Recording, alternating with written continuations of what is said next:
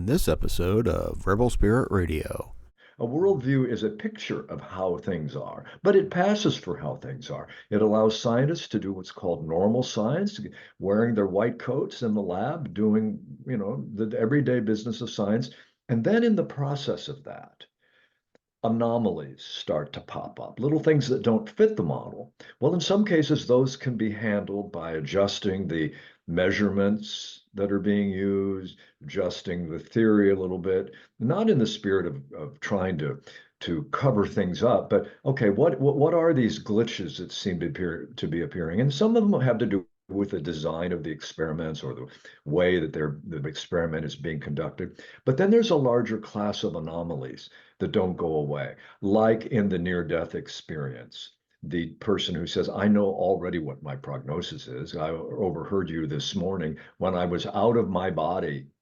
And the same with the UFO phenomenon. There are precognition moments, telepathy, clairvoyance, and the very fact of the way these events, these saucers, the craft come in, show up on physical sensors, and then disappear, behave more like phantoms, mystical, prophetic phenomena.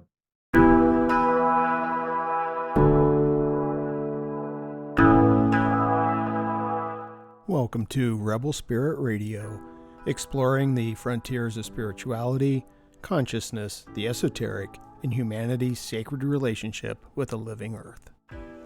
I'm your host, Nick Mather, and in this episode, I'm joined by author Keith Thompson to discuss his book, The UFO Paradox.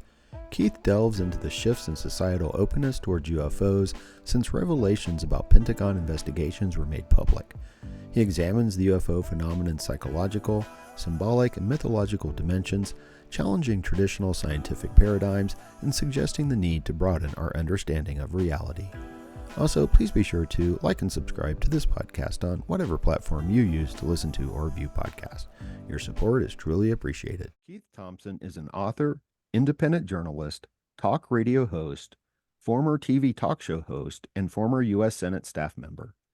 His articles have appeared in the New York Times, Esquire, the San Francisco Chronicle, Idaho Statesman, and the Pacific Sun. He is the author of Angels and Aliens and Leaving the Left. He joins me today to discuss his latest book, The UFO Paradox. Keith, welcome to Rebel Spirit Radio. It's great to be here, Nick. Thanks for the invitation. Looking forward to a conversation with you. I am too. As I told you before I hit record, I have had a copy of Angels and Aliens for quite a long time. I don't even remember when I first picked up that book. So I was very excited to learn that you were coming out with another one and to have the opportunity to read that and talk to you about it. Well, it's really interesting. It's more than a couple of decades between the two books, and Yeah. the difference in the environment and the culture is striking. The first book was at a time when the phenomenon was sort of in a recessive phase, just sort of laid back, and so that was reflected in the way I approached the book. And now this time, 2017, as you know, was when the New York Times ran an article front page that the Pentagon had a secret up to that time secret division task force studying the phenomenon that the Pentagon had spent decades saying doesn't exist, ridiculing, mocking, Right. sneering at. Yeah. And so it's changed the environment. People are Yeah. more open to the subject. There's a laugh factor and a great deal of stigma associated with this. And I don't know, the way I roll, stigma doesn't bother me. If you Right. can take on a subject like UFOs, you have some sense that you can take on anything. Yeah, yeah, yeah. And that's something that I was thinking about. I was going to go through and try to list some things that have happened since the publication of Angels and Aliens. What came to mind was, of course, the New York Times article, the Tic Tac video. But I was also thinking in terms of we had like the Phoenix Lights, I think, happened after publication of Angels and Aliens. And some others, I think, came into the pop, they may have happened beforehand, but the story started coming out. And that was actually one of the questions that I was thinking of for you is, kind of what was the difference between Angels and Aliens and the new book, The UFO Paradox? A good question. The first book, I have a long time interest in mythology and folklore because I think that the purpose of myth is not to be in books that are on the shelves called myth. They really belong in psychology. We study mythology to understand who we are better. When you look at at the figures in mythology, Hermes the trickster, Coyote the trickster, and all the personages of mythology and their escapades are revelatory of our predicaments as human beings. The great psychologist Carl Jung understood this very well. He understood that they deal with archetypes or deep patterns of identity and energy, the archetype of the mother, the archetype of the father, the archetype of a leader, and so forth. These are these personifications that then get manifested in particular people and particular situations. So in the first book, Angels and Aliens, the subtitle of the book was UFOs and the Mythic Imagination. And so I decided to sort of take the main events of UFO happenings, the abductions, the key cases, the government response to these cases, which is very interesting. We'll talk about it today, and compare it to the escapades of myth and the patterns of myth, and to show the mythic patterns, if you will. So I did not in that book deal with the core questions of what philosophers call ontology, the nature of being. What's going on in these events, such that what is the nature of reality, such that these events could even be happening as they appear to be. In this book, I decided to take that on. I don't provide a definitive explanation to the main questions that are often asked. Where are they from? Well, we don't really know. What even, where are they from? That question has to be unpacked. Where are we from? Where are we right now? I mean, that's not a rhetorical question. At any moment, you can say, where am I? What's happening right now? And usually the response, an honest response is, this is happening, this moment. It makes, it brings out the mystic in anybody, the contemplative. The quieter you get with that question, what is this? Where are we? Why are we here? Who am I? Well, there's so many answers. You can start with the name on your birth certificate, your driver's license, your family pictures. That's not a bad place to start, but each time you do that, you circle around and go deeper. So that's my approach to this. I see the UFO phenomenon as a opportunity to do depth psychology and to probe into the heart of things. So with that in mind, I take that second approach with this new book, the UFO Paradox. I really try to get at the sense in which, as the subtitle says, the celestial and symbolic world of unidentified aerial phenomena. The celestial refers to the fact that there's something that's seen in the sky, Right. but not exclusively in the sky. They are often these things as such are these objects, apparent objects. I always say apparent and seeming objects because they have a way of disappearing on the spot after manifesting to radar and other sensors, leaving indentations on the ground and burn marks on the faces of witnesses.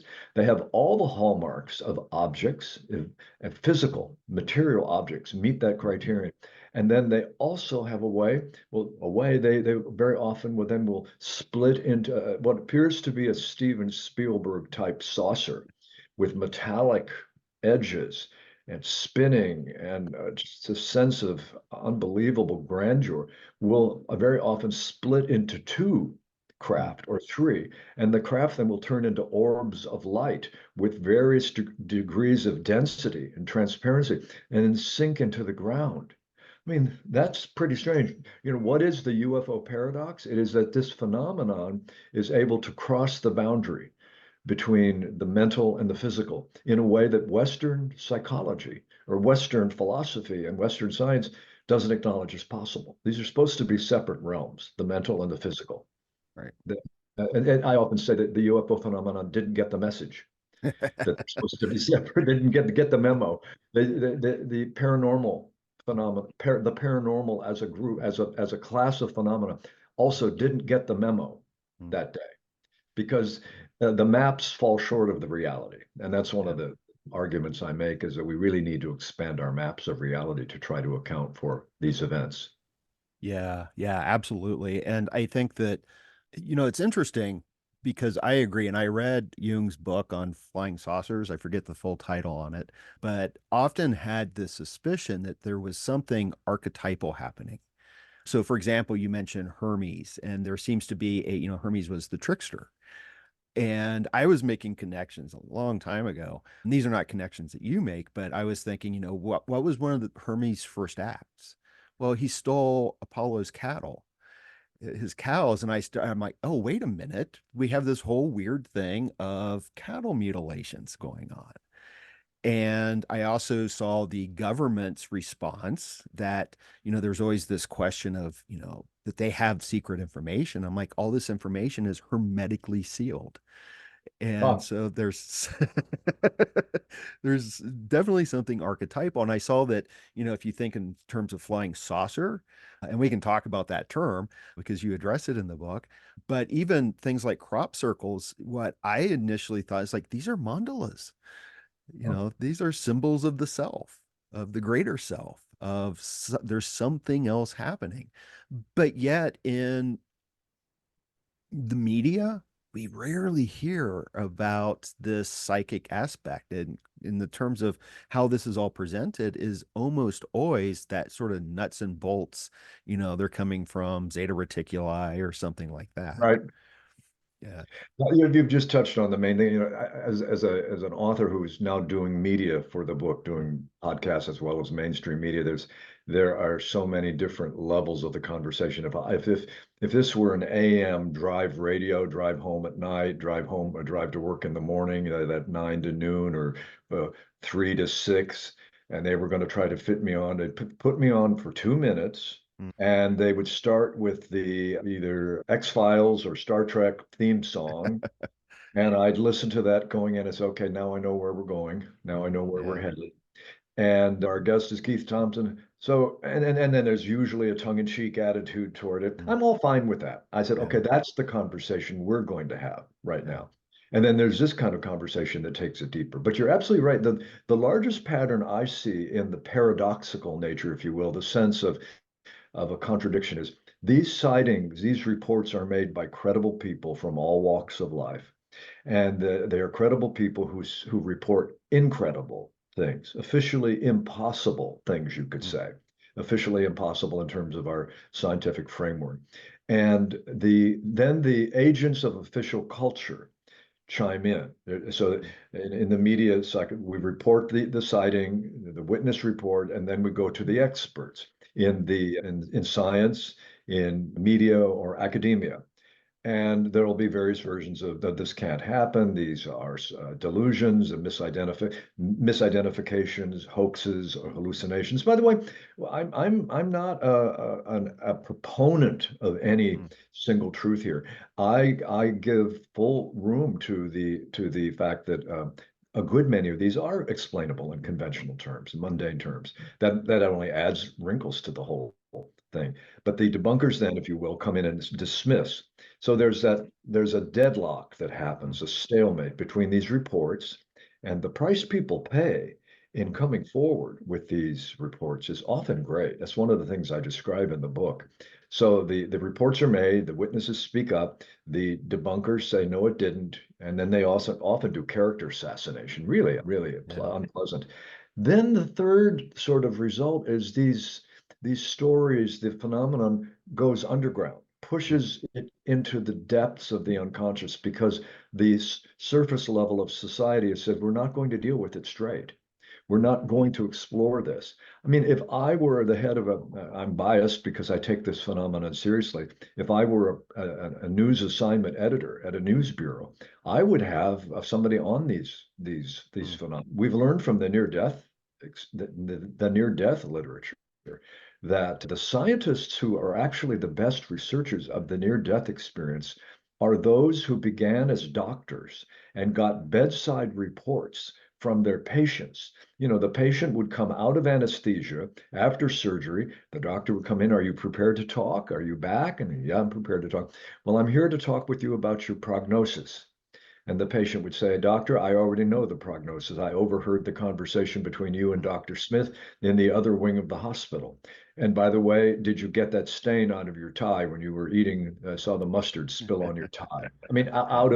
out of great magical realism films, this kind of Mm. stuff comes. The doctor says, What do you mean you overheard? And the patient will say, well, I heard you say that I have a cancer that's treatable, blah, blah, blah, blah. And the mustard on the tie. So the doctor would have to come to terms with then the patient would say more about what had happened. They'd left their body, they could see their body, they could see other witnesses. And I had an experience of that on my own in my 20s before the near death experience was even known. Certainly, it wasn't known to me. The author of the book, Raymond Moody, Life After Life, had written the book, but it had not yet become Oprahized. Oprah had not made the phenomenon a household word reality, as she did so well, and other talk show hosts did. So I had the dilemma of trying to piece together an experience that happened near drowning and went through all the stages of the near death experience without knowing about it. So I was already an interested party in terms of being a reporter on UFOs. And I came to realize, wow, there's a real parallel here. I had to piece together my sense of reality after that experience, just as UFO witnesses have to do the same thing. Right. Yeah. And it seems that, and this is a deep point that I wanted to explore a bit. It seems as if, and you bring this up in the book, that the UFO experiences, and if there's a better way of referring to them, please correct me, but that these are anomalies in a sense that are challenging not just our, well, I guess our worldview, a materialistic worldview, and they are challenges to our science. And what's interesting to me is, in a sense, it almost seems like there is something outside of us saying, no, you have to change, you have to reconsider what's real. That's a very, very good way to put it. It's as if, because materialist science, which is 300 years old, by materialist or physicalist science, I simply mean the idea that reality it was decided around the time of the scientific enlightenment, scientific revolution, that we needed to get religion out of the question. And in this sense, we needed to stop allowing all the investigations of the nature of reality to be decided on faith only. It's a very good thing that there was a new emphasis on empiricism, what could be tested, what could be known by our senses, what could be confirmed, what could be falsified. Whereas much of religion does not allow that, although there are religious truths that can also be confirmed or falsified. You can take an empirical approach to religion as well. But the famous story, of course, was Galileo, the Italian scientist who had you could say, bad fortune of discovering through his calculations and through this device called a telescope, gee, looks like the Earth orbits the sun, not that the sun orbits the Earth. Then he began to broadcast this, if you will, began to talk about it. And he got a knock on his door, and it was the Vatican saying, we've heard what you've been saying. We're here to tell you to stop saying that. You have no idea whether that's true. He said, well, you don't have to take my word for it. You can use my telescope here, this device, and you can look at my calculations. And famously, the church officials said, no, we won't look at your telescope. They refused, refusing to look through the telescope is a great metaphor for the mainstream science and the establishment, the agents of official culture saying, no, we're not going to do it. Neil deGrasse Tyson, the astrophysicist who is very often the TV scientist who comes on these shows. And I'm surprised often at his candor. He will say, oh, I'm happy to talk about, I'm happy to respond to this. I have not looked deeply into this stuff, but I can tell you off the top of my head, there's no reason to take it seriously. And I think, man, you need a PR guy. You really might want to not start with, I haven't looked deeply into this stuff. Right. That just shows contempt before investigation. I don't think if I went to a Neil deGrasse Tyson astrophysics conference and said, I'd like to be the keynote speaker. Oh, good. Where did you get your PhD in astrophysics? Well, I didn't get one. I've read a little bit. I did some Googling this morning on the universe, but I'd like to be your keynote speaker. I have no real knowledge of I mean, that's an extreme analogy, but these people often dismiss the paranormal, even though the paranormal, telepathy, clairvoyance, precognition, mind in matter, mind over matter, the influence of the mind on physical systems that's not supposed to be able to happen, has been demonstrated to be confirmed by really good science evidence. Most working scientists don't know about this because they're involved in everyday what's called normal science. They're not challenging the prevailing model. But as the philosopher of science Thomas Kuhn pointed out in a marvelous book, 1962, if you want some heavy beach reading this summer, it's called The Structure of Scientific Revolutions. You know about it, others may know about it too. He described the sense in which there will be a prevailing worldview. This is how things are, which is actually a paradigm. A worldview is a picture of how things are, but it passes for how things are. It allows scientists to do what's called normal science, wearing their white coats in the lab, doing, the everyday business of science. And then in the process of that, anomalies start to pop up, little things that don't fit the model. Well, in some cases, those can be handled by adjusting the measurements that are being used, adjusting the theory a little bit, not in the spirit of trying to cover things up, but okay, what are these glitches that seem to be appearing? And some of them have to do with the design of the experiments or the way that the experiment is being conducted. But then there's a larger class of anomalies that don't go away, like in the near-death experience. The person who says, I know already what my prognosis is. I overheard you this morning when I was out of my body. And the same with the UFO phenomenon. There are precognition moments, telepathy, clairvoyance, and the very fact of the way these events, these saucers, the craft come in, show up on physical sensors, and then disappear, behave more like phantoms, mystical, prophetic phenomena. So in any case, there comes a time in the scientific process where the anomalies grow so great that the mainstream is batting them down right and left, spending a lot of time trying to get rid of this stuff. And then there's a period of what Kuhn called model drift. The model, the prevailing model, begins to really drift. And then a new generation of scientists, in the case of this phenomena, we're living at a time when, for decades, the culture has been taking seriously meditation. More and more people have been meditating, using prayer, whether for religious reasons or self-development reason, prayer, contemplation, the use of psychedelics in responsible ways. I say responsible, not just to take a hit of acid and go to the mall, but using psychedelics to inquire into the nature of the mind. So enough members of the scientific establishment are younger. And they come in and say, well, gee, maybe instead of trying to bat these anomalies down, maybe we want to try to accommodate them into the paradigm. They appear to be dimensions of reality. And if we're committed to science, we're not going to be like the Vatican, pushing it all away. We want to open. So that's my approach. It's been my approach. I'm an empiricist. I had an experience in the sixth grade. I won't go deeply into it, but I gave a report on UFOs in my sixth grade class, and at the end of which the teacher said, excellent, Keith, follow the evidence wherever it leads. You could be a scientist, you could be a detective, you could be a reporter. Well, I didn't choose detective or scientist. I chose to be a reporter, chose to be a writer. But I think to be a reporter, to be a journalist, like being a scientist or being a detective, you don't admit what kind of detective would come into a crime scene and say, well, I happen to like the butler, so I'm going to exclude him from the whodunit.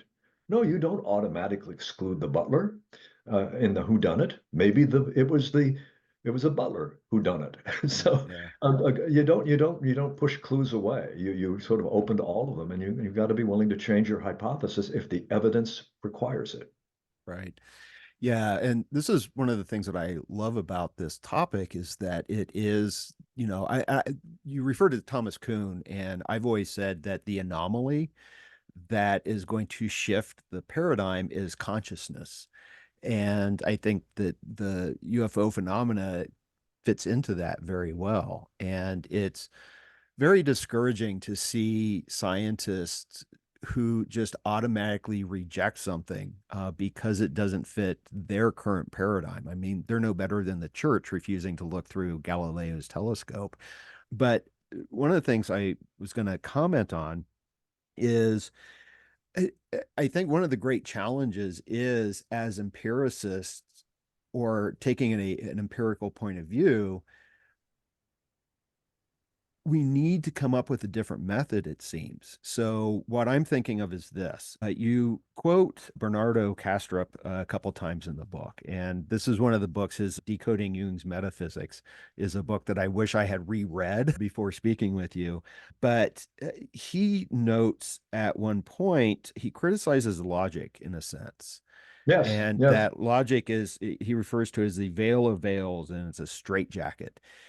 And that's one of the classes that I've taught for the past 20 years. It's one of the main courses I teach is logic and critical thinking. And two things out of that. One is when it comes to like traditional logic, I always tell students, and I tell them I hate saying this, but I'm like, if you want to be successful in this class, just follow the rules. It goes against everything I believe in, but just follow the rules. That's how you will pass this class. And I understand that that is, I'm teaching something there, not what I really want to teach, but I'm teaching something, telling them just follow the rules. The other is in critical thinking courses, I'm supposed to teach pseudoscience. And I have one of the books I have, it addresses things like psychic phenomena. And it just flat out says, there's no evidence. But Oh, I know there is evidence. I know there's evidence. And I cannot in good conscience tell students, yeah, no, this doesn't have, there's no evidence, because I see that as just indoctrination. But the question I have is, logic serves a purpose. Reason serves a purpose. Methodology serves a purpose. But it seems like we are in this position where we have to rethink our methodologies in a way. We have to rethink some of these approaches that we take to logic. And do you have any thoughts, given the research you've done on this, on what that might look like? well, boy, you've just opened up a great line of thinking that I seldom get a chance to expound on in on this topic. So thank you for that. Bernardo Kastrup is in the Netherlands. He's a began with computer studies, now went on to philosophy of mind. He's got 10 books out, essentially exploring the idea that the universe is conscious at every level. He call it idealism, analytic idealism. It's the idea that consciousness is the ground of our being. It is that data, the sense of being aware, the sense of knowing we are here, I am, we're in this moment, is the primary datum of our existence. That we even are. That sense that there is something it is like to be myself. There's something that it is like for this exchange to be happening. There's something it is like to taste a strawberry. Anyway, so in any case, the idea of conscious experience, subjectivity, Mm-hmm. and Kastrup talks about something that really shifted my own thinking. Not only do these events of the paranormal and the UFO phenomenon as a subset of the paranormal, by the way, I make it very clear. I do see the UFO phenomenon as very close as part of a paranormal. Paranormal simply means this broad class of phenomena that cut across the line into both psychic and physical at the same time. Synchronicity. We can come back to that idea a little later. But in any case, these events are not only not rational, they seem irrational as we define them. They're meta-rational. They're beyond, they're kind of a knowing that is beyond rationality. They're also not logical. They seem to violate the very precepts of logic. Okay, it's a good point. And so Castrop says, in response to the idea, these things can't happen because we know that from elementary sense that these violate logic. Well, he makes the point. He said, what is logic? What is logic based on? Laws, we tend to say. Really? Well, yeah, because there's a predictability very often. Billiard A hits billiard B, and it's cause and effect. So logic certainly explains, get along better in everyday life if we're logical according to the Aristotelian model of logic. But he raises a difficult question, namely, what is logic based on? The laws of logic? They're based on axioms. They're based on, this seems to be the case. We hold it to be true that all men are created equal is an axiom.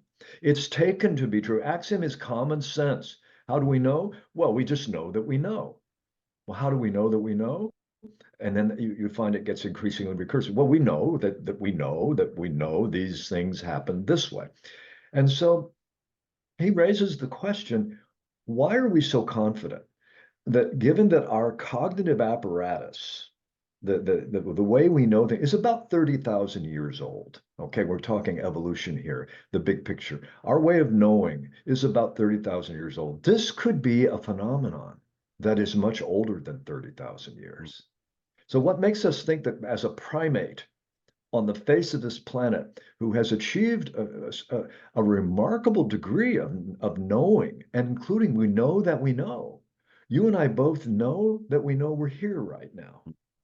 A self-knowing is an incredible achievement, but who's to say that is the absolute pinnacle of understanding all of the phenomena? He makes a very interesting point, Dr. Castro, that it's very possible, what if nature has greater degrees of freedom than our logic permits? Let me say what I mean by logic. There's an Aristotelian principle that you know from teaching critical thinking and logic called the law of the excluded middle. And it goes like this. If A equals B, we're going to go strict logic here with certain precepts. If precept A equals B and B equals C, then A equals C. That's logical. It fits. There's no D, E, or F. The three points in the equation. If A equals B and B equals C, then A equals C. That's logical. We know it's true. But who's to say this is a phenomenon that doesn't abide by that axiom? It may have fewer axioms, or because there may be greater degrees of freedom. By freedom, I mean freedom is that which happens. Nature, we're not discovering, nature's not apparently inventing new ways of being. Aspects of nature that are revealing themselves as not on our maps. Let me say that in a slightly different way. When there's a consistent body of evidence, let's say the UFO phenomenon is the first circle.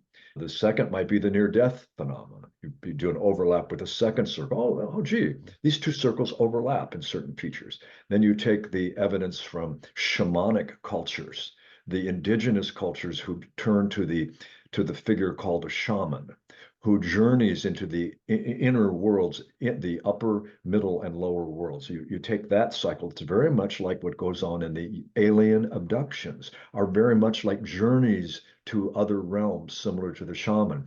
So when you have data, when you have evidence that appears to be, it's congruent, it's coherent, it continues to happen, it appears to be solid, but it's not on our maps.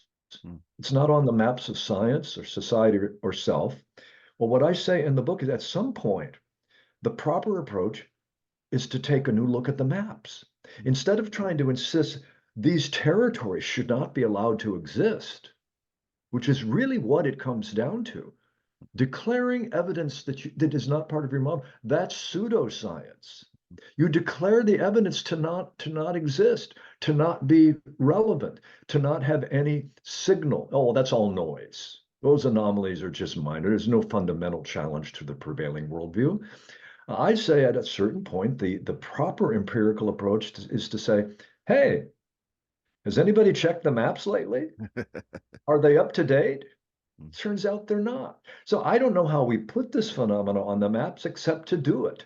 Right. And there are a growing number, so in practical terms, right now, there are people like Dr. Gary Nolan at Stanford, an immunologist. In his day job, Dr. Gary Nolan is very likely to get a Nobel Prize before it's all over, or not a Pulitzer, but a Nobel Prize. He's a brilliant immunologist, just, shebang, out the cannon. And other people like him at universities like Stanford. So Dr. Nolan has simply been making public that he is interested in this phenomenon. He's also revealed that he has had his own experience, which is a very bold position. As a child, he had interaction with what is called the UFO phenomenon.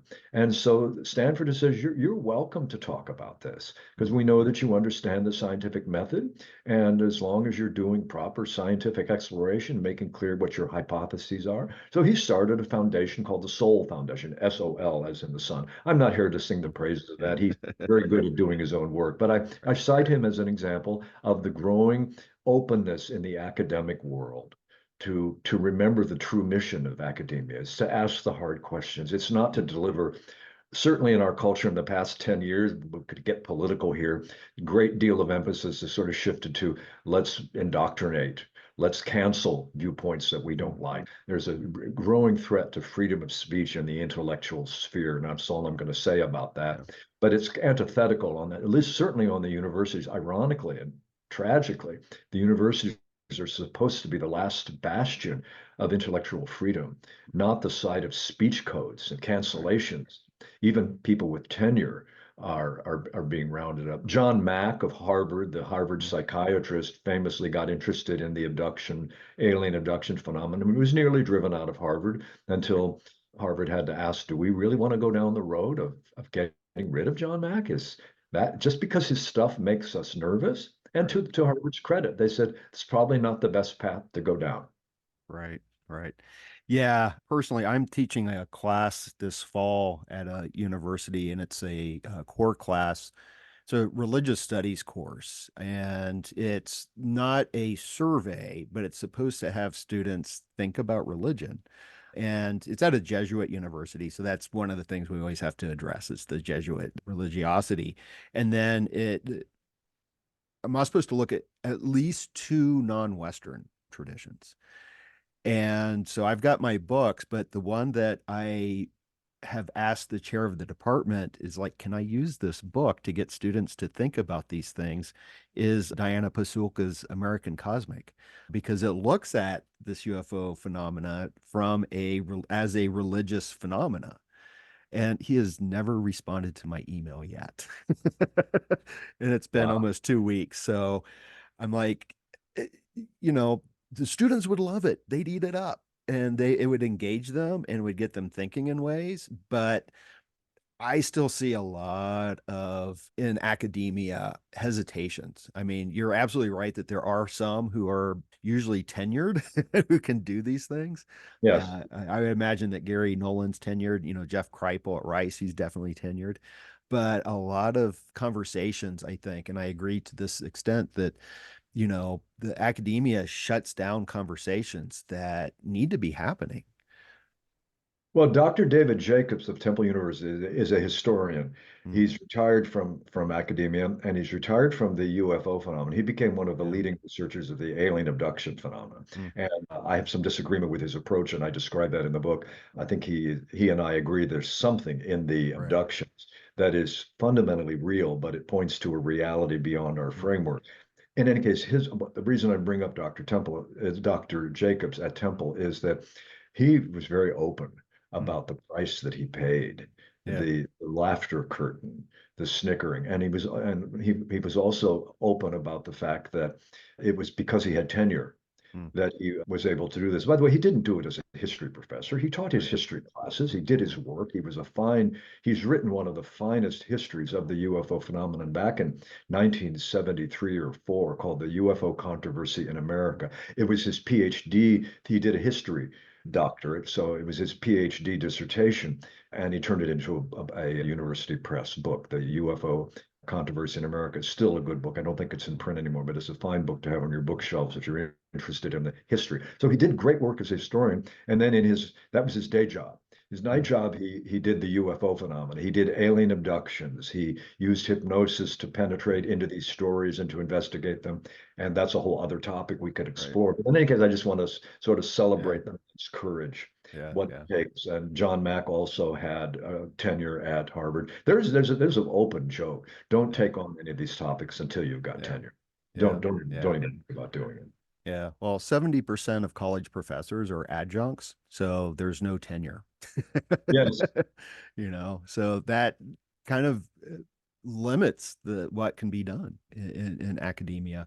I want to jump back though, just for a moment to the conversation on logic, because Yeah. with Aristotle in particular, because I would teach Aristotelian logic, categorical logic, and then kind of off a little bit more modern is the propositional logic. Yes. And, with the propositional logic, where I would always take it is with Kurt Gödel and the incompleteness theorem, which kind of says we're just never going to know that there are things they're beyond the human capacity for knowledge. But with Aristotle, what I see happening, and I think the UFO phenomena is part of this, and you were kind of alluding to it, is that, we like to think categorically and we put these strong boundaries around our categories. But I think what's happening in multiple ways now actually is that those boundaries are becoming more porous. They're Yes. not as strict as what we think they are. You know. And that goes back to my point about what if Yeah. nature has greater degrees of freedom? Yeah. And it's in what it is, in what nature is. Nature has reality has already votes on its contents. Mm. Nature isn't changing, at least arguably. Now, of course, we live in a developing universe that Plato and Aristotle had no knowledge of the evolutionary idea. The idea of evolution is really Right. big. There appear to be eternal truths of the kind that mystics deal with about the nature of the self and the nature of the one reality. But there also this thing is moving through time. Certain look at the evolutionary process. So that's a larger issue. But yeah, the categorical impulse is very strong. Nature has already voted on its own contents, but we put the boundaries of, well, you can't have that. All right. They came to see Galileo. They said, no, you can't say that. You're finding it. No, well, look through my telescope. No, we don't want to look through your telescope. What was he saying was there's a way of knowing that's appropriate to the data. There's a way of knowing that is appropriate to any terrain of reality. Not every terrain, every realm of reality has the same methods, but there are methods. What's the word? The community of the adequate would be in any, like in physics, we have people called physicists who are adequate to the task of exploring the realm of data that physics deals with. There are people called sociologists who deal with other levels of reality. So they study whole populations. They have the same commitment to empirical inquiry, but a sociologist who brings the tools of the quantum physicist is going to be better have tenure. They're not going to last very long in the sociology department. The irony is that there are actually more overlaps. Carl Jung's great insight was that maybe the map of the collective unconscious, what he called the collective unconscious, the vast creative repository, is maybe the best map we have of physics. Wow, wait a minute. What's he saying there? That the best map of physics might be depth psychology. Why would he say such a thing? Because his insight into what he called the synchronicity, namely which he developed with the physicist Wolfgang Pauli. He worked with the physicist to explore that the sense in which the meaningful but non-causal relationships between psychic states and physical phenomena are such that we have to consider the possibility that all of reality is psychical. All of reality itself. For example, have you ever been to the grocery store? You're out and about, you're standing in line, you have a sudden sense. This is an anecdote, by the way, as the people who will dismiss it will tell me. Yes. That's just an anecdote. Of course, it is out of anecdotes that we gather enough patterns to understand maybe the anecdotes are pointing to a larger reality. You're standing and you have a sense someone's staring at you, and you turn around and there's someone staring at you in the grocery. It's not necessarily malevolent. It's not necessarily obscene. It's just the fact, this isn't the content of the staring, and someone might just smile at you. Oh, hello. I didn't mean to make you feel uncomfortable. How did you know that you were being stared at? It actually is a good question. There is now scientific evidence. Dr. Dean Radin, Radin, at the Institute of Noetic Sciences, I'm very often happy to celebrate his work and that institute, which has attempted to bring the same rigor of science to the study of psychology, to the study of mind, to the further reaches of consciousness. So he's done experiments in with the staring phenomena in which he's attempted, more than attempted, he was able to reduce any sense of cueing. There's ways I know you're staring if I look at you and I see you're staring. It's not. But what if I'm not looking at you and I sense you're staring? What if I'm sitting there in my home, I'm beginning to think of my friend Jim from high school. Oh God, whatever happened to Jim? We had, you remember things you did, you went to the football game or something. And then that day, or maybe a day later, phone rings. You remember Jim again. And it turns out it's Jim. Mm, Calls you on the phone 20 years. He said, been thinking of you, Keith. mm, Okay, again, that's just an anecdote, just a coincidence. I'm arguing in the book, I have a whole section called a chapter, Who Do We Think We Are? right. Who do we think we are? What is our sense of our nature, our sense of possibility? And I have a chart called the extraordinary capacities of everyday life.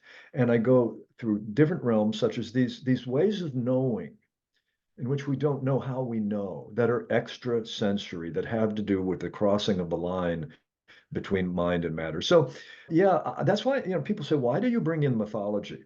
Mm, Well, here's why. If nature does have greater freedom of movement, if there are greater degrees of freedom in nature itself, greater than our maps, then maybe we need other ways of knowing. I'm all in favor of rationality. When I say that there are non-rational ways of knowing meta-rational, it isn't to disparage rationality. I don't want irrationality. I want What are the realms that are either greater than rationality? But we keep rationality too. I'm interested in expanding the map. I don't want to go back to the pre-scientific right. phase where things Right. are taken on faith. So I'm in favor of, I think that bringing in mythology to study the phenomena of UFOs is to bring in a different way of knowing. To study the myths of Hermes the trickster is to tell us something about how this phenomena has a fugitive quality, appearing and disappearing. Well, we should study Hermes, the Greek god of the trickster. We should study the creation, the coyote myths of the trickster. We should be able to use metaphor, Mm, metaphoric reasoning, analogs, riddles, mm, jokes. I mean, I'm not kidding. Maybe mm, a way into understanding the logic of the UFO is to study the logic of jokes. mm, What makes jokes work? Why do we know when we're in the presence of a joke it was funny? mm, There are these pathways, right. multiple ways of knowing. This Mhm. doesn't make it easy to talk about the phenomenon strictly as nuts and bolts. It does have a nuts and bolts component, but it's more than nuts and bolts. Yeah. Well, it's not, we can't think in terms of those strict categories. We have to think in terms of the boundaries are fluid. And, you know, the term that was coming to my mind is interdisciplinary approach. Instead of being in this specific silo, the physicists have to talk to the mythologists, they have to talk to the engineers who have to talk to the philosophers instead of just being isolated. And these are, like you said, they're all different ways of knowing. But that's a little scary for a lot of people because we like our maps. We like our maps. We do, and as you know from, I'm going to step down now from the abstractions into Yeah, one of the best stories of the phenomenon. That is the sighting by Kenneth Arnold in mm, 1947 right, of the nine objects flying near Mount Rainier, which he said at the time, actually, factually, what he said was they were moving like saucers, skipping over water. He was right, describing their motion. This got translated rather understandably by the main reporter at the time, a guy named Bill Baquette. He said, pilot reports seeing flying saucers, shaped like saucers. mm, So suddenly people began to see saucers. He never said they were shaped like saucers. And right, I'm not saying they're not shaped like saucers. The saucer is one of the prevailing shapes. But the more interesting disparity in that was he paid a price, by the way, mm, as a conventional pilot, and well respected. I believe he was a deputy sheriff. mm, So, and he was a very skilled pilot. He did all the computations. He saw how fast these objects were moving. These were not reflections off his dashboard, any of those kind of explanations. There was a sense of the lighting. I bring alive the whole Kenneth Arnold sighting. But what I found out in the process of doing this book, just journalistic gumshoe, your feet on the ground, keep exploring deeper. His daughter, Kim Arnold, who's still around, doesn't talk much anymore, but she has chimed in on this subject after her father passed away back in the 80s, I think, late 80s, maybe early mm, 90s. She came out and gave an interview. She said, my dad was always mystified by the idea that he had described hardware, nuts and bolts, technology, outer space. He described to us, meaning the family, that these 9 objects appeared to be shimmering, that blue-white light. They appeared to have different densities between translucent and opaque, and the objects would move through a full range of subtle physical to greater density. They seemed to be changing their shape and their form. They appeared to be breathing and appeared to have a heartbeat like the human heart. More than that, so he's almost describing living beings, you could say, which is even more phenomenal than the idea that they might be metallic craft from another realm. That's an easier way to hold it because they're a little bit like our stuff, but only more advanced. Wouldn't that be great? We discover a civilization that's just a little more advanced than us. It doesn't require us to change much. But when you have this kind of phenomenon, which is actually what he saw, but he kept to himself. He kept it to himself wisely because he knew the price he would pay. He already paid enough price by referring to saucer shapes. I write in the book that if he had reported that he had seen these objects that appeared to be living and breathing, had this density, changing densities, were like the human heartbeat. And he also said, according to his daughter, my dad thought they were from another dimension, like the dimension that we go to after our death, the other world. So, in other words, he had an esoteric phenomenology. He had an esoteric framework for this, or that's what occurred to him. It's as if he was dealing more with what's called in religion eschatology. It's a fancy term for the end, the study of the end goals, the end of times, the matters related to the soul, the migration of the soul, reincarnation, final things, eternity. What if the UFO phenomenon had taken that shape? If that was what this was seemed to be about, there's one more detail of the Arnold sighting. That night, after he didn't talk about any of this at the time, he didn't talk about the blue-white light density and seeming to point to the realm beyond life. He simply talked about that they move like saucers. He flew back home that day to Boise, Idaho, went to return to the family home, and in the days that followed, there appeared in the house orbs of light. Very similar to what you would find in Close Encounters of the Third Kind. Balls of light moving mysteriously, like parapsychological phenomena, paranormal. So if this is in other words, there's a field effect. What he saw that day in the sky he was part of that, but it was, in other words, it followed him home, you could say. This phenomena followed him home psychically and appeared in his home. That's not entirely consistent with simply advanced spacecraft. And that's the kind of stuff that it makes it hard to fit it into our current science. So what we need to do is expand our science, keeping the same emphasis on empiricism, testing, challenging our assumptions, but not automatically exclude data simply because it makes us feel uncomfortable. Right. And there is this, trickster effect. I think you wrote about it in the book. If it wasn't you, I apologize. I've been doing a lot of reading in preparation for this, but there was a story of a married couple. And if I remember right, they had a very sick dog. And the woman had been praying over this dog, so that the dog could survive. And apparently, the husband, she woke the husband up in the middle of the night in the early morning hours. And he finally went downstairs, and they both had this vision of something, some light thing in their living room. But they each saw something different.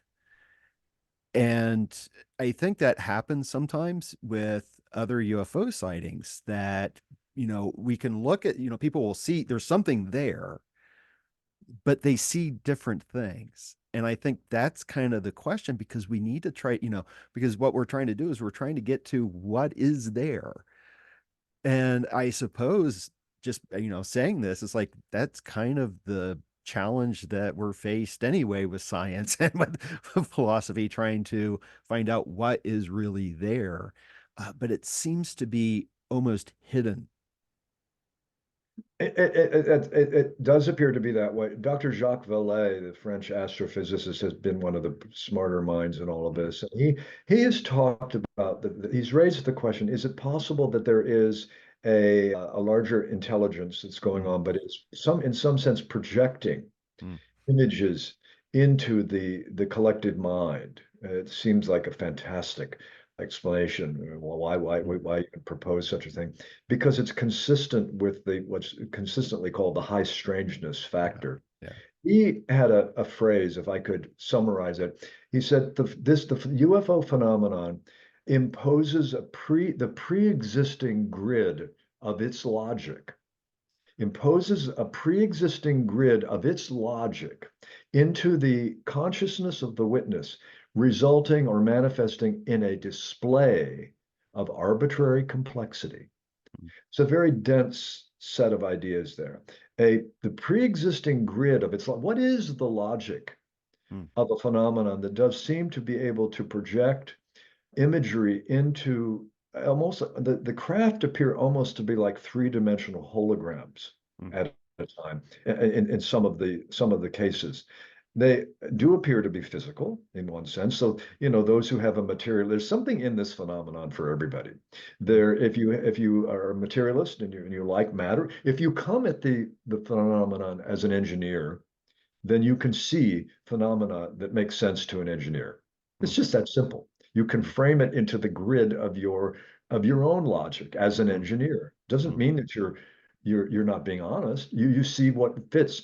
There is in perception studies in general, Jean Piaget, the cognitive psychologist, had two different categories: to assimilate a phenomenon versus to accommodate. Assimilation is that process we all engage in when we see what's right before our eyes. We see something in front of us. At a mundane sense, you're driving along and you're trying to describe a sudden happening on the street. It might be an accident. It might be somebody ran in front of the car and then they veered off to the right. What just happened? You assimilate an unknown. Mm. You assimilate it to your existing categories of what you do know. Oh, that was not a bird. Was that a bird or was that a person? But other people speak, yeah, that was a person who nearly ran in front of the car, but it's dark. We didn't really see it. So we assimilate it to categories that we already have. That was a Mm. near miss. There's another phenomenon, as Piaget said, it's when we have to use something called accommodation. What we perceive no longer fits, can't be assimilated into our existing categories as hoax, hallucination, misidentification. We have to accommodate our categories to the phenomenon that doesn't fit. So we have to accommodate something new and enlarge our worldview. So that's how knowledge finally grows. I believe it was Thomas Aquinas who said, an anomaly doesn't violate the laws of nature. A miracle doesn't violate the laws of nature. It challenges our stories about nature. Mm. An anomaly is an anomaly not because nature has presented something brand new. Has presented something that challenges our theories. It's Right. no longer consistent with our theories. And so that's what makes something an anomaly until it is incorporated into the existing paradigm or a broadened paradigm. Right. I should also mention in the story that I mentioned in my lead up to the question with the dog was healed, according to the story. But one of the questions I have for you is this, and it gets still kind of playing around with the perceptions and whatnot, that, and you wrote this in the book, the Kenneth Arnold story, you had one reporter who changes the story to he saw flying saucers. And then that's what people started seeing. And what that reminds me of is something like what you see in cases of stigmata. And what I mean by that is that it always used to be, with stigmata, people, it would be the wounds of Christ. And for the longest time, they would have, the wounds would appear in their palms. But then it started becoming sort of common knowledge that, well, no, the crucifixion wouldn't have happened that way because the palm, the bones in the palm, that couldn't have supported the body. So it would have gone through sort of the forearm. And then after that became sort of common knowledge, people began with the stigmatics, that's where the wounds would appear. And it seems as if there's something happening here in terms of how we perceive the world is how that is it plays in the manifestation of the phenomena. It absolutely does. Boy, again, you're just opening so many rich opportunities to think about this stuff. In this chapter that I do call "Who Do We Think We Are?" I Right. deal with the phenomena of the Roman Catholic contemplatives, charisms. Yeah. They're referred to as charisms Yeah. from the same word as charisma. When I got that idea that the contemplatives so deeply in their prayer and their contemplative practices, female, male, but very often female, not to say who knows why that is the case, but manifest the wounds of Christ in their physicality. Right. They anticipate what's called skin writing. Mm. There will appear on the breast or the chest area a phrase like "O ave crux," Mm. the Latin phrase. I don't know Mm. exactly how it's translated, but writing on the skin. So there is the deep identification of consciousness with the suffering of Christ manifests it on the body of a contemplative. It's very similar also to this will seem like a leap, so I'll take it, we'll go out on the limb and then bring it back in. The placebo phenomenon. Mm. We've all read stories in the newspapers, and we could catch it on the media, on our devices, on our screens, about a new study that shows a testing of a new medication. Let's say it's a pain medication. The study creates two groups, the experimental group and the control group. They're all told that there's going to be, you're not going to know what you're going to get. You're either going to get the actual medicine that is about pain relief or some other measure of recovery, of cure, or you're going to get a dummy pill. You're not going to know which. What consistently happens in studies of the placebo is a significant number of those who got the dummy pill but do not know they got the dummy pill have statistically significant recoveries comparable to those who got the medicine. And they also have the same percentage of incidence of side effects Mm. of the real medication. Those who didn't get the real medication also get the side effects that would go with the medication. So Mm. again, here's the remarkable thing. In those articles, those stories about the placebo, I've written enough stories as a conventional journalist to know that what you do then is you go find a doctor, a medical authority, and ask them to comment on the implications of this most recent placebo story. And very often it'll be a doctor who says, "Oh, well, we call that the placebo effect." Mm. That's just the placebo effect. That's a good word to listen for. Just. That's merely the placebo effect. Merely? Just? Do you understand what's happening in these exchanges, doctor? And if you're going to push it, the doctor would say, yeah, but it boggles the mind. I didn't learn this in medical school. They very often will not say that. But that's actually that's why they say it's merely that would be called an anomaly, but it's not a significant anomaly. What, it's not significant that the mind expectation. What if we would find a way to bottle the placebo effect? What if we'd find a way to harness it? Is the point I'm making. What if we learned in our formal education in grade school that what if we were taught elementary mind body exercise? What if we were taught to live into a larger context, that our capacities have we have the capacity for larger being that manifests very often in weird side effects like the placebo event. Or there's another story I write about in the book, a man who has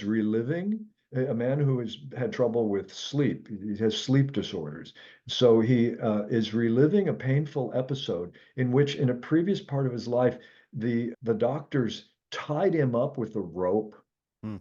to keep him from sleepwalking, tied him up with a rope. I mean, this is very strange what I'm about to say. Tied him up with a rope to keep him tied him to a chair, tied him to the bed.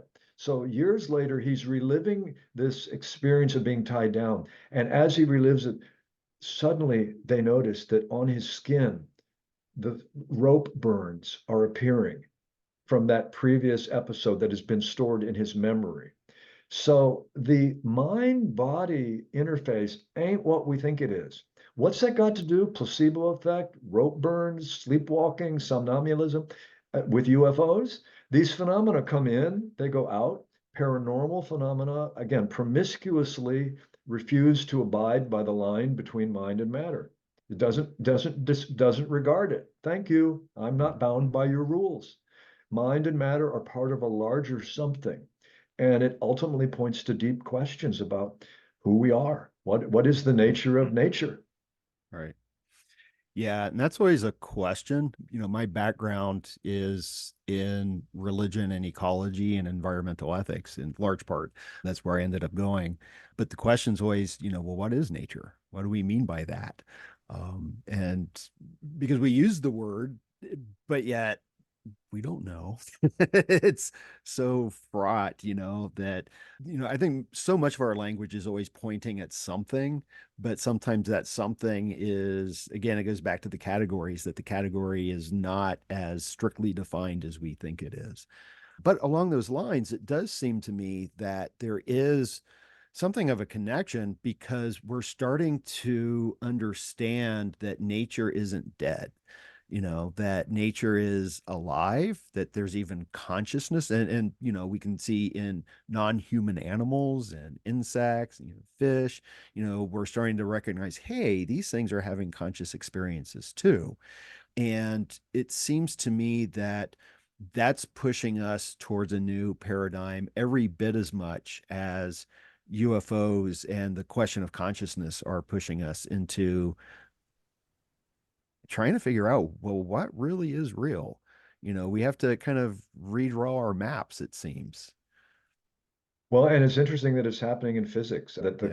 the quantum field, the quantum Yeah. area, the quantum theory is the site of so many interesting experiments. Somebody recently said quantum physics is where they hide the scientific proof of spirituality.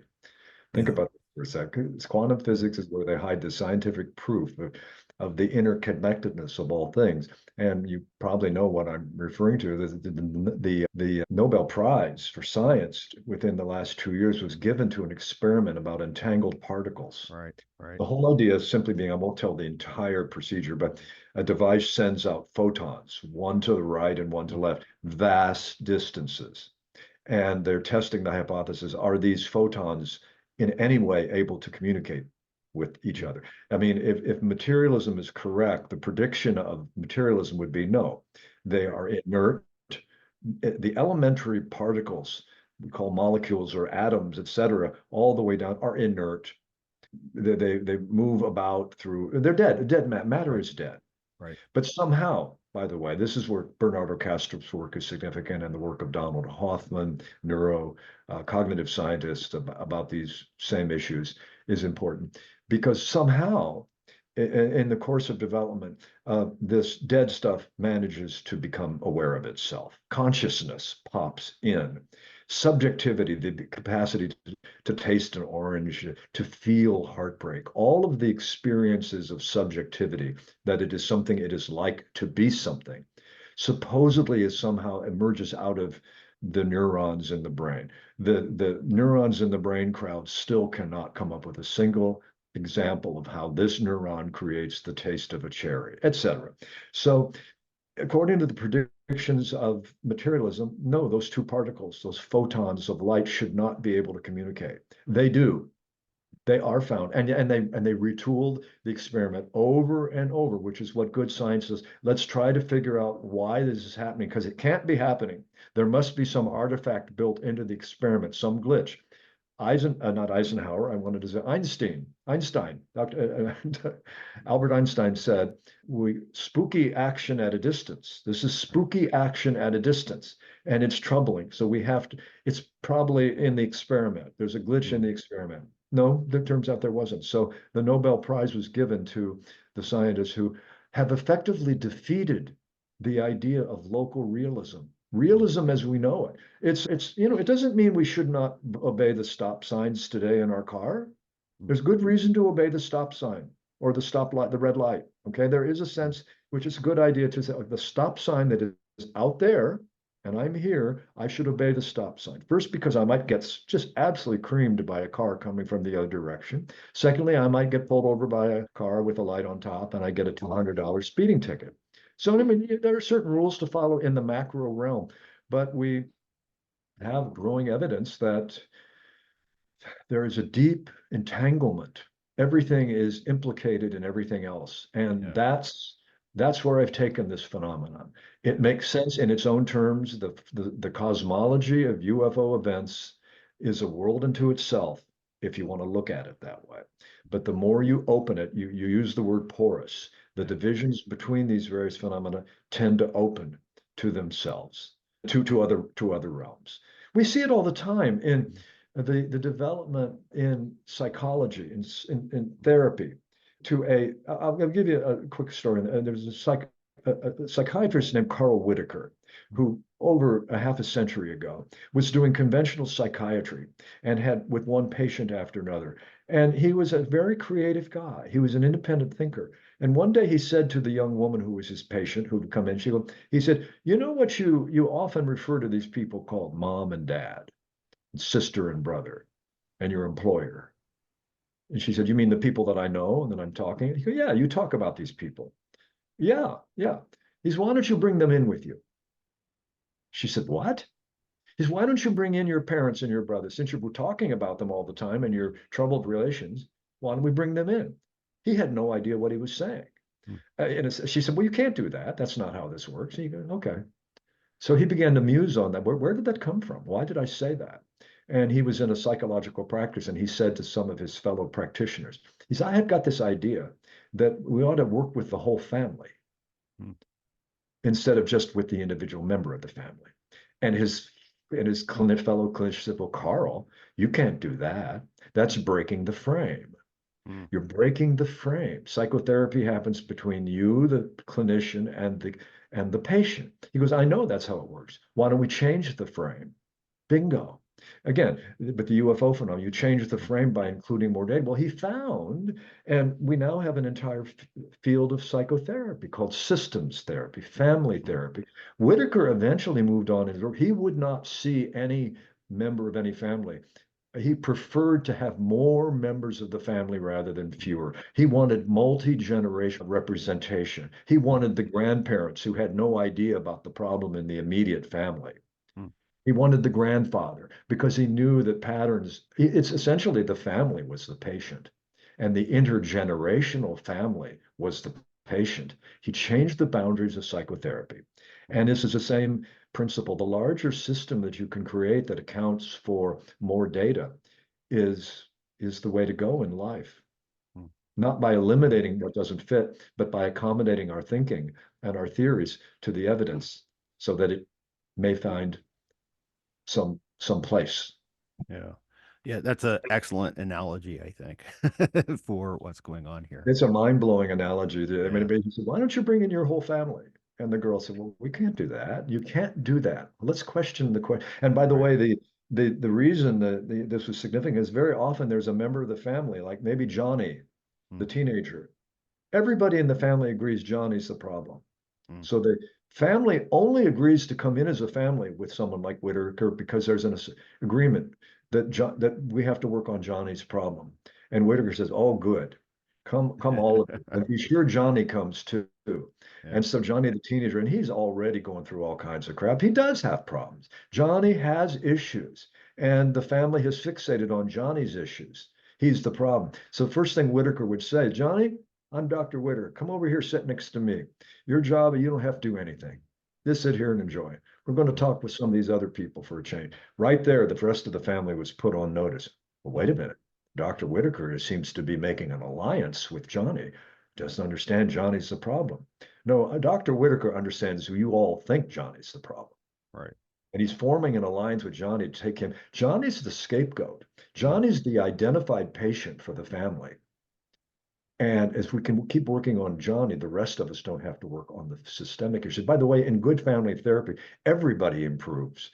We find out Johnny has a problem. He stops using drugs, maybe, or stops acting out sexually with all the girls in town. Dad turns out to have a drinking problem. Mom turns out to have an eating problem, et cetera.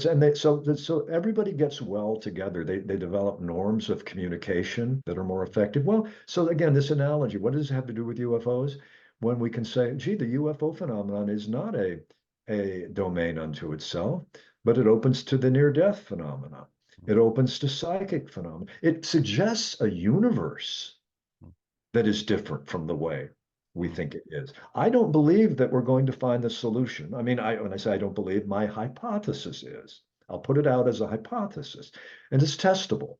I don't think we're going to solve the UFO phenomenon by whatever is in the hangars of McDonnell Douglas or Lockheed Martin, because as you know, there's currently some suggestive evidence. A researcher named David Grush, an investigator, has identified, he said he believes strongly there's evidence, names, places, locations, dates that indicate we have recovered flying saucers and recovered bodies of their pilots, and they've been passed off to the aerospace industry. Let's find out.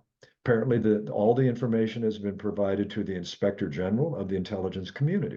Good. I'm all for let's track it out. No matter what is found in those lockers, those hangars, I don't believe it's going to be able, nevertheless, to explain the parts of the phenomenon that are paranormal. So I'm all for solving any part of it physically that can be solved in terms of conventional physics. It doesn't mean a larger context of physics doesn't mean that there's not a conventional. This is what we know. Newtonian physics doesn't disappear. Classical physics doesn't stop being a good way to describe reality, but quantum physics is necessary to explain psychic reality. Why don't we explain more? Why don't we draw the maps as broad as we can, as long as we're not just stirring all kinds of extraneous stuff in? This is what the debunker materialists say about psychic phenomena. There's a leading researcher who runs a magazine called The Skeptical Inquirer, and I respect his thinking on many issues. His name is Michael Shermer. And his description of the paranormal on the website of the Skeptical Inquirer is the paranormal is pseudoscience. It's how we treat it here. And my thought is, no, actually, no. There is a pseudoscientific way to deal with the paranormal. I'm all for exposing pseudoscientific research that isn't really scientific, but the realm of the paranormal is not per se pseudoscience. It's not make-believe. And so if you start with that premise, then skepticism is not real skepticism. It's just debunkery.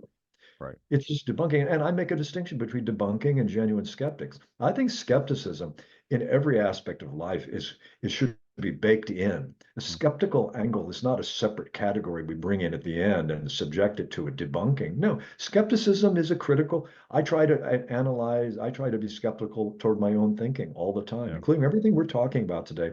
If I can find a better way to explain what happened to me and my own near-death experience many decades ago, which opened up my perspective widely. I tried very hard to use the explanations offered by materialists. I thought if this is simply all a brain pattern, a brain program that was going off as I came right to the edge of death, if it can be explained entirely in materialistic terms, then I could take that one off the map. I had a profound experience that could be explained in mundane terms. Turns out there were aspects of my experience, including overhearing things that I could not, an out of body overhearing sensory information that could not have been explained in conventional ways. So that meant I had to kind of live in a larger universe. I wasn't uncomfortable in the smaller universe, but I suddenly, when we push evidence away, we generally don't, we suffer. We in our own lives, if we have emotions we don't deal with, I don't like who I am when I'm angry, so I always push anger away. It doesn't go away. It makes Keith weird with anger. Keith is very weird with anger. Do you notice how he's angry all the time?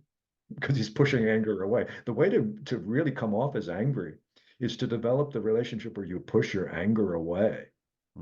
Doesn't deal with it. It's gonna return. The return of the repressed. Right.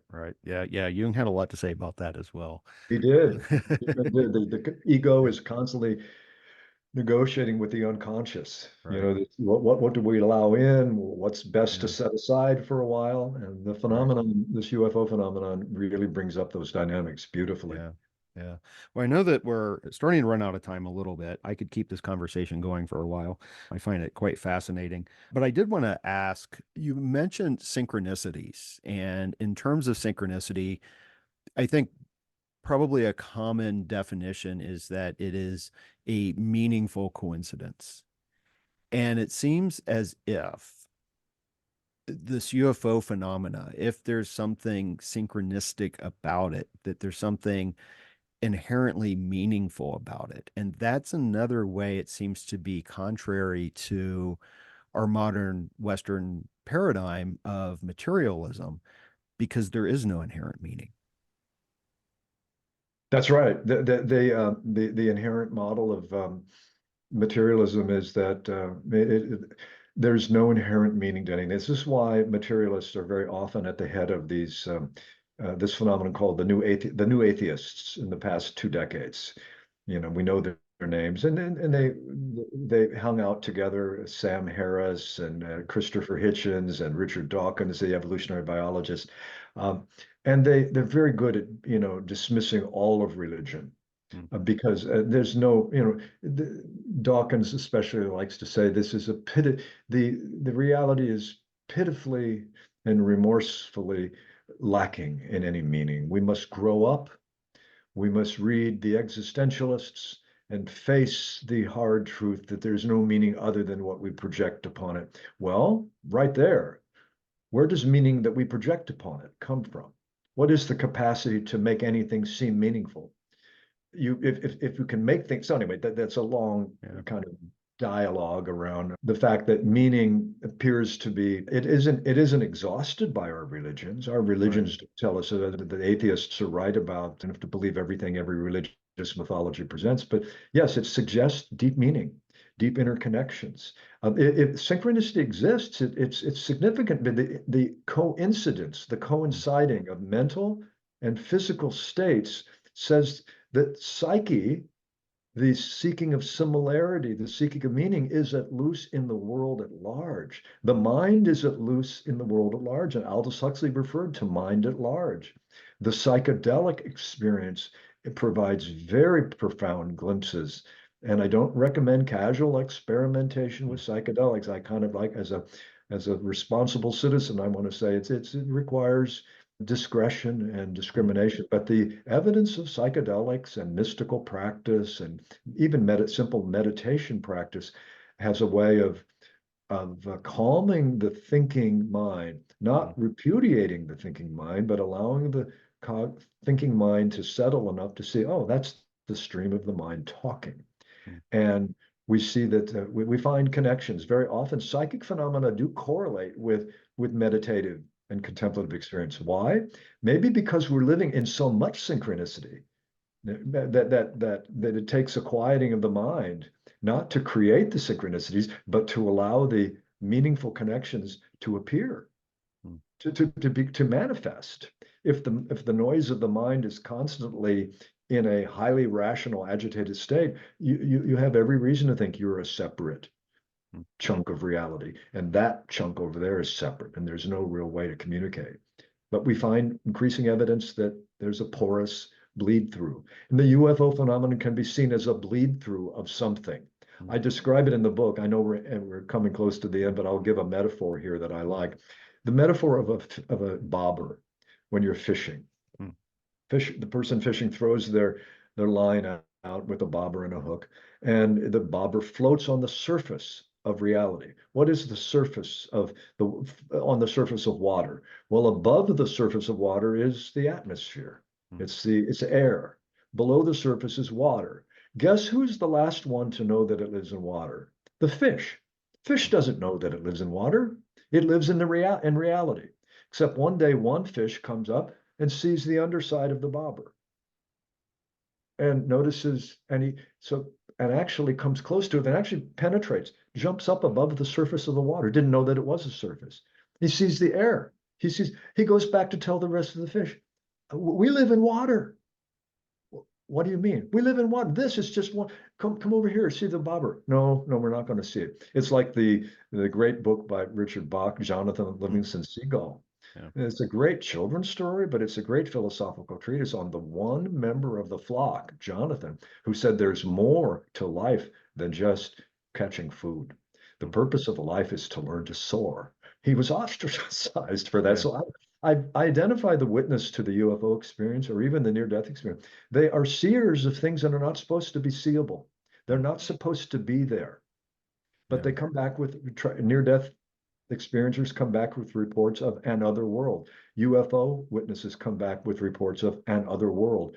Is it extraterrestrial? Is it other dimensions?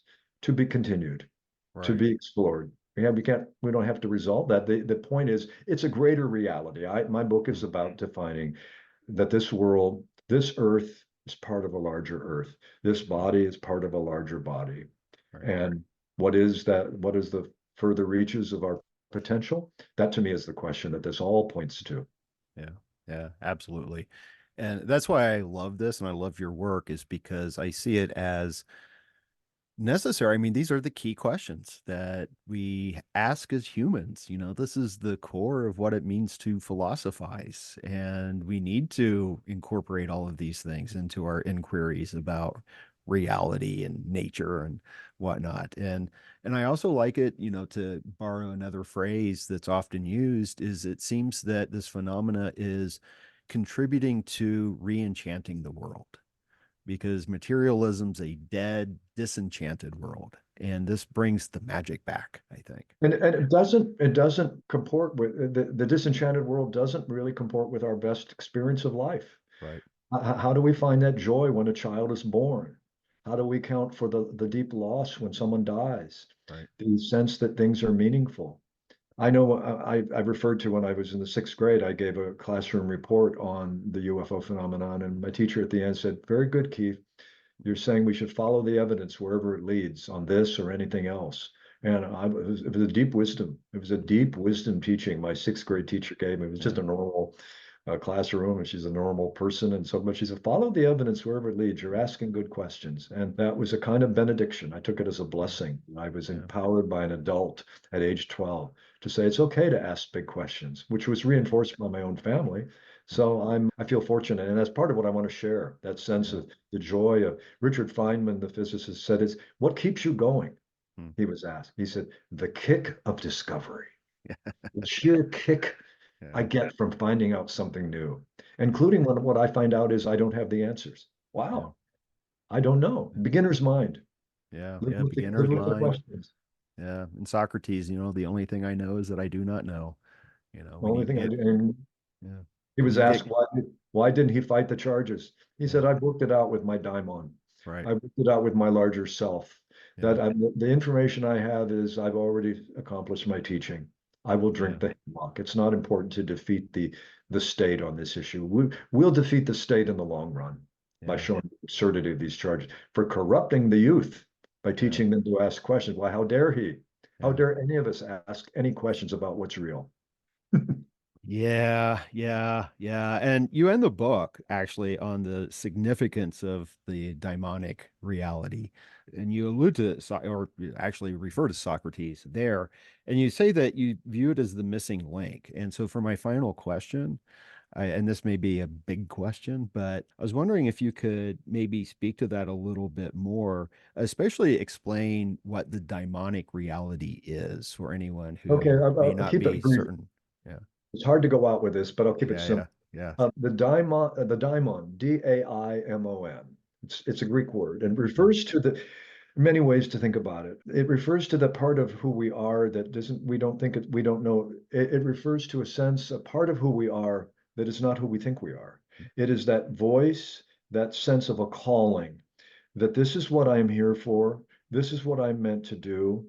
And you can follow that. And the challenge is how do you listen to that calling? mm, I refer to, at the outset of this book, I refer to the UFO as a call from the cosmos, mm, a metaphoric call from the cosmos to expand our maps of reality. So I continue to play with the calling mm, theme all the way through the book.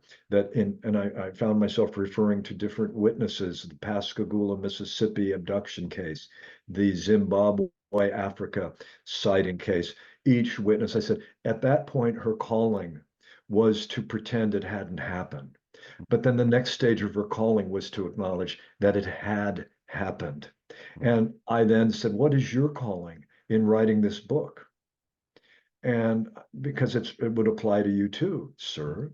So there was a lot of deep inquiry in which I went beyond just describing the UFO, this or that out there. I really at one point had to say, I need to bring in my own near-death experience, my own experiences as a child that were unexpected in my teen years, of finding myself with a sense of being everywhere at once, but no place in particular, just quiet moments of reverie in which I understood that there was no real boundary between myself and the rest of life. Well, that's a really powerful and overwhelmingly big experience to have. So I learned to put it away as real, but as something that would, I wouldn't lead with it. I would continue to be an effective separate self in a world of other separate selves. I would be Keith, and you would be Nick, and you would be John, and you would be Margaret.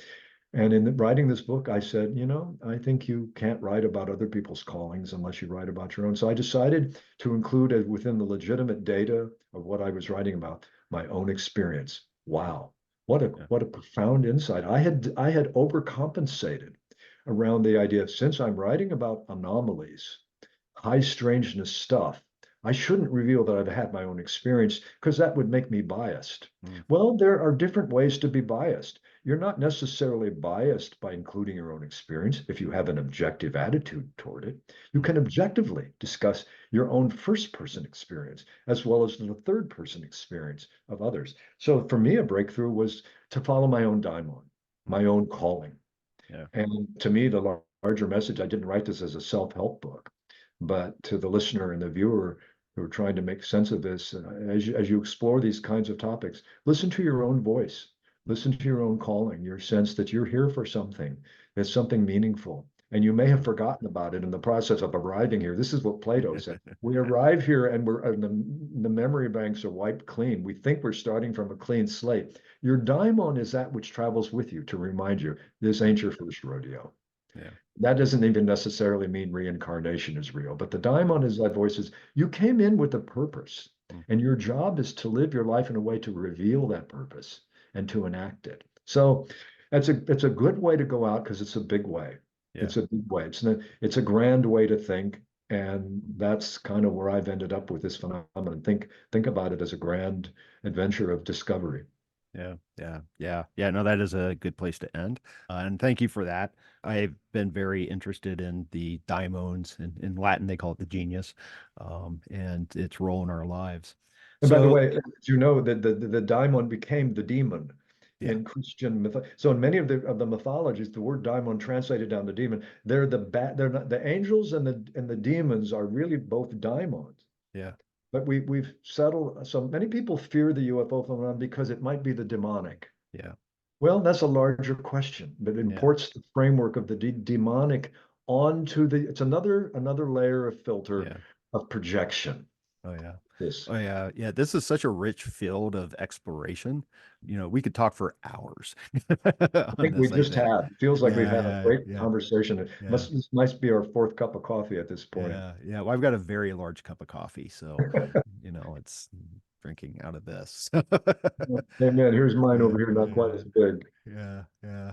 So the final two questions are the questions I always ask. One is, what do you have coming up next? What are you working on? And then where, if you have a website or where people can go to find out more about you and your work.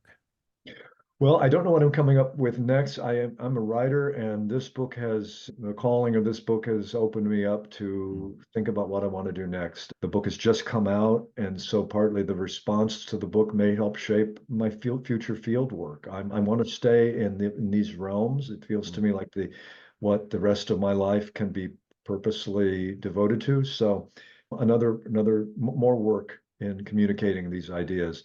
And as for how to contact me, I have a website, which is www.thompsonatlarge.com. Thompson spelled out with a P, Thompson at large, spelled out.com. The simplest way to find me is Keith Thompson, UFOs, as a Google or other browser search term. It seems to be how I'm out there. I did not grow up thinking I was going to be associated with this field, and I have no regrets, no second thoughts, because this field is the whole field. You know, Yeah. Jeffrey Kripal, our friend from Rice University, says the UFO turns out to be about everything. Yeah. And in the sense that when you think about this, it opens the doors between divisions. You know, we think that there are separate rooms, and there are, but they're all connected by doors. That's Yeah. how we get from one room to another. Yeah, for sure. For sure. Absolutely.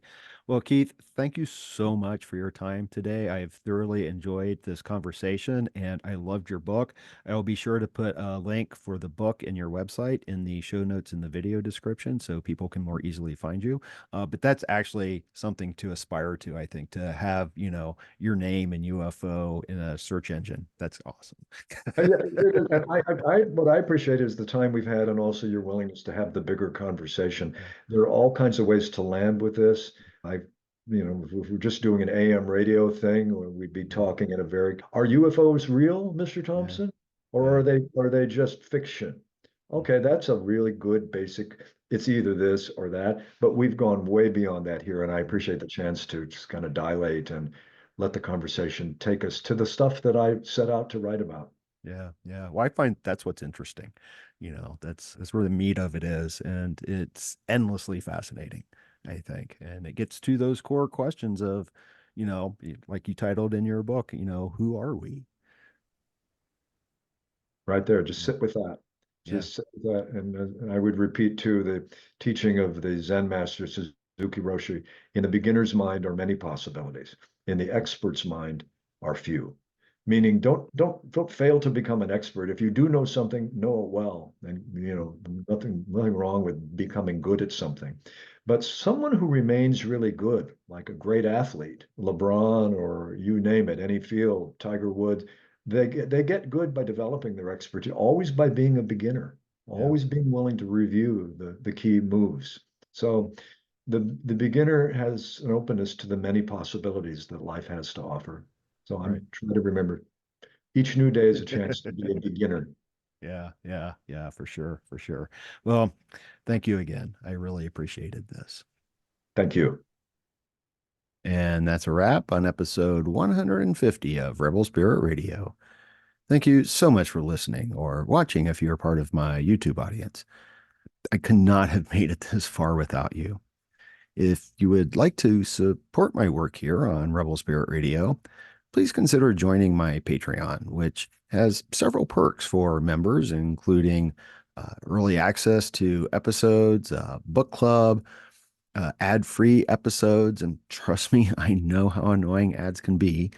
There's also a private Facebook group, and you can get access to the Rebel Spirit Radio Discord server. I'll be honest, there aren't too many other members at the moment, but I'm hoping that will change and we can create a thriving community of Rebel Spirits. And of course, please share this episode with friends, family, and on social media too. Help me grow my audience. And also, please subscribe to the podcast on whatever platform you use to listen to or view podcasts. You know the drill. But here's the thing, all of that really helps, and it is really important. Right now, putting together this podcast is a labor of love, and I do love it, but it's very time consuming, especially since I always read my guest books, when they have one, which is usually, so I can have an engaged and informed conversation with them. Many of my guests have told me that they appreciate that I've taken the time to do my research. Not every podcaster does that. I hope you, my faithful audience, appreciates it as well. I'm in the process of making changes to improve the podcast and the YouTube channel. I'm planning on hosting more live streams. I'm also working on two separate projects, one on Stan Groff and the other on Ralph Metzner. I'd also like to create some educational videos as well. It's slow going, but your support will help me speed up the process and ensure that I can continue with the podcast and offer much more content than what I provide now. As I always like to say, I'm here in the Front Range now doing missionary work in regards to religion, spirituality, and ecology, psychedelics, and consciousness, and how all of this can help us heal humanity's sacred relationship with the living earth. So if you feel moved by the rebel spirit, and I sure hope that you do, then please, by all means, help me in my efforts to share the good news. I'm Nick Mather, and you've been listening to or watching Rebel Spirit Radio. Until next time, may you be in peace, may you flourish in all possible ways, and may you continue to nurture your rebel spirit.